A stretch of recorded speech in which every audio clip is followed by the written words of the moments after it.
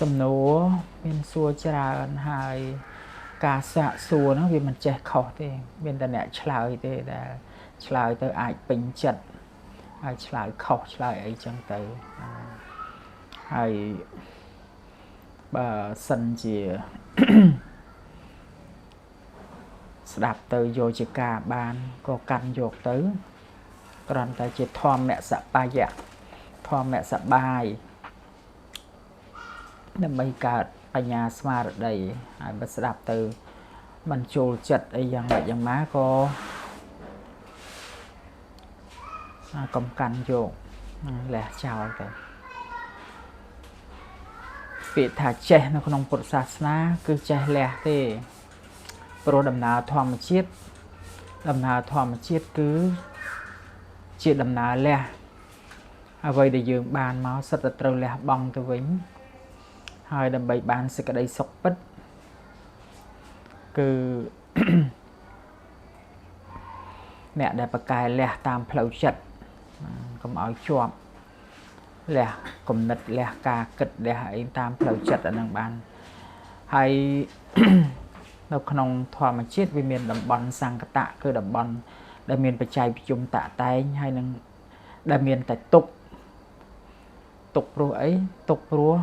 ការរលត់ជាវិបរិណាមធម៌ហ្នឹងហើយដល់វាការរលត់អញ្ចឹងវាអត់មានណាបានអីទេអត់មានណាបានអីពីការរលត់ហ្នឹងទេស្រឡាញ់ស្អប់របស់ការរលត់អត់មានបានអីទេបានតែអារម្មណ៍អញ្ចឹងបាននៅក្នុងមហាប្រធាន24ហ្នឹងប្រធាននៃហ្នឹងព្រះសម្មាសម្ពុទ្ធសង្ខេបត្រឹមតែ4គឺអារម្មណបច្ច័យគឺបានត្រឹមតែអារម្មណ៍ហ្នឹងជាទីតាំងរបស់ចិត្តនិងចេតសិកឧបនិស្សយបច្ច័យបានន័យថាយើងធ្វើអ្វីមួយបង្កើតបានជាឧបនិស្ស័យសន្សំនៅសន្តានការធ្វើអ្វីមួយសិតតែមានវិបាករុញតទៅទៀតហ្នឹងហើយវាឲ្យវិបាកតទៅទៀតជាឧបនិស្ស័យបង្កើតបានជាឧបនិស្ស័យបើយើងឲ្យក្មេងលេងកំភ្លើងពីតូចវាចូលចិត្តអំពើហិង្សាចូលចិត្តកំភ្លើងចូលចិត្តអីចឹងទៅហើយបើយើងឲ្យលេងអីគឺវាបង្កើតនៅឧបនិស្ស័យអារម្មណបច្ច័យឧបនិស្សយបច្ច័យហើយនឹងអត្ថិបច្ច័យដែលយើងជីវិតរបស់យើងគង់វង្សបានវាមានបច្ច័យទ្រទ្រង់ឲ្យគង់វង្សរបស់មួយតាំងនៅបានគឺដោយសារតែមានបច្ច័យទ្រទ្រង់ឲ្យតាំងនៅហើយបច្ច័យហ្នឹងកាលណាអស់បច្ច័យទ្រទ្រង់ហ្នឹងយើងអត់អាចតាំងនៅបានទេហ្នឹងហើយមានបច្ច័យផ្សេងទៀតមកជែងបច្ច័យហ្នឹងហើយទី4កម្មបច្ច័យគឺអ្វីសិតតែជាអំពើកម្មទាំងអស់ហើយកម្មបច្ច័យហ្នឹងដៅទៅលើចេតនាជាកុសលចេតនាអកុសលចេតនាហ្នឹងហើយសំណួរចៅសួរថាខ្ញុំមានសំណួរមួយចង់សាកសួរលោកគ្រូតាក់ទងនឹងវិជ្ជសាស្ត្រអំពីសរសៃភ្នែកដែលចេះតែញាក់ជាប្រចាំពេលខ្លះស្ទើរតែពេញមួយថ្ងៃតែម្ដងបើតាមវិជ្ជសាស្ត្រគឺជាជំងឺអ្វីដែរហើយតើអាចព្យាបាលតាមវិធីណាដែរលោកគ្រូ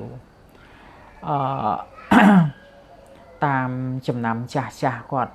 កត់ត្រាបានជាក្បួនញាក់ភ្នែកក្បួនញាក់ភ្នែកញាក់ដៃញាក់ជើងញាក់មាត់ហ្នឹងហើយវិញ្ញាណរបស់យើងហ្នឹងវាមានពិសោធន៍ឆ្លងកាត់ជាអនេកជាតិមកពេលខ្លះយើងទៅលេងកន្លែងមួយទៅយើងមានអារម្មណ៍ថាកន្លែងហ្នឹងគឺធ្លាប់រស់នៅធ្លាប់មកលេងធ្លាប់កន្លែងដែលមិនដែលស្គាល់សោះហ្នឹងមានអារម្មណ៍ចិត្តស្និទ្ធថាយើងធ្លាប់មកនៅតាមពិតគឺយើងធ្លាប់កើតរស់នៅនៅហ្នឹងអញ្ចឹងវិញ្ញាណរបស់យើងមានពិសោធន៍ហ្នឹងហើយពោះវៀនអីហ្នឹងពេលខ្លះវាដើរវាឲ្យទៅជារាគរស់វាដើរវាឈឺអីហ្នឹងបានថាវាប៉ះពាល់នឹងរលកសញ្ញាធម្មពល ចឹងចាស់ចាស់គាត់ចាំទុកញាក់ភ្នែកឆ្វេងណាយ៉ាងម៉េចញាក់ម៉ោងប្រមាណញាក់ម៉ោងប្រមាណញាក់ភ្នែកស្ដាំមានតបកលើតបកក្រោមញាក់បបោមាត់ណា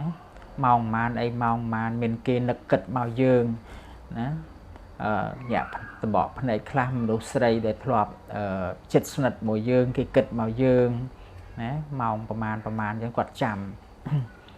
អាហ្នឹងតាក់ទងជាមួយបទពិសោធន៍វិញ្ញាណជាមួយនឹងតំណាក់តំណងរលកសញ្ញាប៉ុន្តែបើញាក់ខ្លាំងហើយមានបានឃើញអីអាហ្នឹងវាអាចមានបញ្ហាវិបត្តិទឹកនិងរ៉ែទ្រូបអ៊ីដ្រូអេឡិចត្រូលីទិកដូចជាវិបត្តិជាតិប៉ូតាស្យូមព្រោះជាតិរ៉ែអស់ហ្នឹងសូដ្យូមប៉ូតាស្យូមក្លរអស់ហ្នឹងវាឆ្លាតតាមមេឃវិស័យប្រាសាទតាមមេឃវិស័យប្រាសាទដើម្បីបង្កើតបានជាចរន្តបញ្ជាហើយនឹងការទទួលដឹងកាលណាវិបត្តិជាតិរ៉ែអស់ហ្នឹងធ្វើឲ្យមានការកត្រាក់ខុសធម្មតាដូចជាជាតិកាល់ស្យូមកាលណាខ្វះដំបងឲ្យញាក់បន្ទាប់មកប្រកាច់ហ្មងកត្រាក់ដៃដូចដៃឆ្មបអញ្ចឹងទាញរួមកញ្ញងស្ពឹកសពុនហើយកត្រាក់ប្រកាច់ប្រឈរភ្នែកអញ្ចឹងបើសិនជាមានការកត្រាក់ហ្នឹងខុសធម្មតាវាអាចមកពីវិបត្តិទឹកនឹងរ៉ែហើយនឹងបើសិនជាកត្រាក់រហូតដល់កត្រាក់ដៃមួយជាហៀងអីចឹងឲ្យលាស់ខ្លាំងអញ្ចឹងប្រយ័ត្នអាលៀកខួរក្បាលណាខួរក្បាលជាមជ្ឈមណ្ឌលបញ្ជាចលនានិងការទទួលដឹងអញ្ចឹងចៅសួរថាញាក់ភ្នែកនឹងពេញតែមួយថ្ងៃណាអាហ្នឹងគឺគួរតែជួសឈាមមើលណាជួសឈាមមើលជាតិរ៉ែជាតិអីទៅកាយលោវាមានការប្រែប្រួលហើយបើញាក់ហើយវាទទួលអារម្មណ៍ឈឺចាប់ដូចជាបាច់នៃខ្សាច់ក្តៅឬក៏ដូចយកមកជុលចាក់ស្រាញអីហ្នឹងអាហ្នឹងអាចអាលៀកសរសៃប្រសាទអាលៀកសរសៃដែលមកបញ្ជាចលនាមកទទួលដឹងអីហ្នឹងតាក់ទងជាមួយការខ្វះវីតាមីន B12 B6 B1 អីហ្នឹងហើយឬក៏បដាលមកពីជក់បរិយផឹកស្រាអីចឹងទៅណាសំណួរតទៀតតើធ្វើពិធីកម្មាទោសដែលតម្រូវយកព្រះសង្ឃ4អង្គនោះជាសង្ឃសម្រាប់ធម៌កម្រិតណាដែរហ្នឹងហើយគឺវិធីកម្មាទោសហ្នឹងបានត្រឹមតែបើកមគ្គផលបើយើងជាអ្នកប្រតិបត្តិធម៌យើងប្រតិបត្តិធម៌គឺបើកមគ្គផលបានថា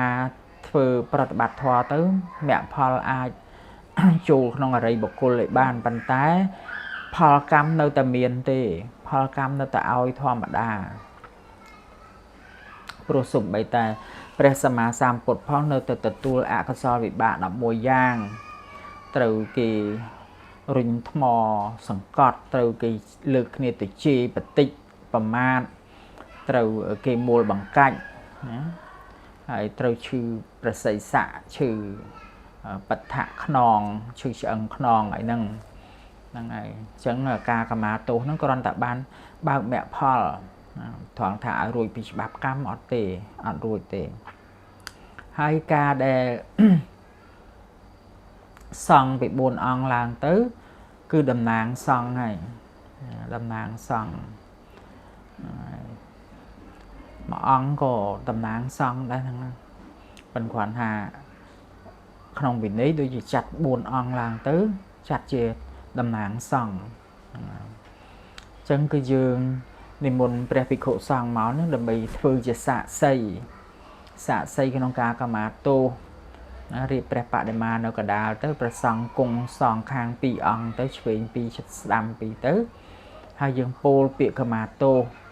ឲ្យត្រង់ថាសង្ឃហ្នឹងមានគុណធម៌ឋានៈណាហ្នឹងគឺ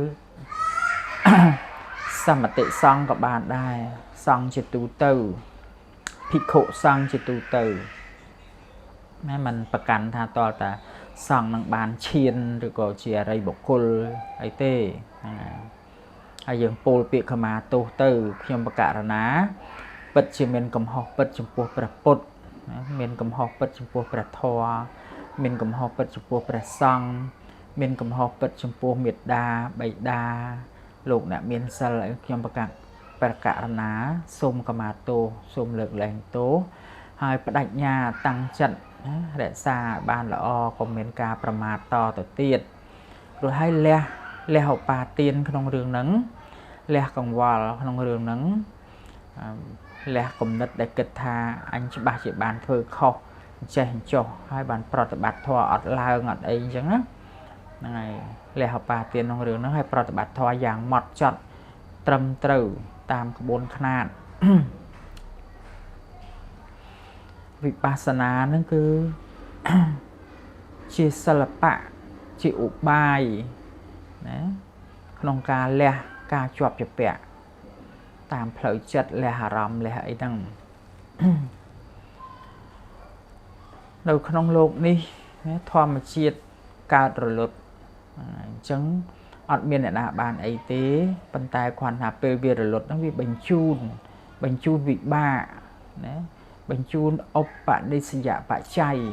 បន្តទៅទៀតដែលហៅព្រះហៅថាវិបាកបញ្ជូនវិបាកតទៀតបើសិនជាលុតចប់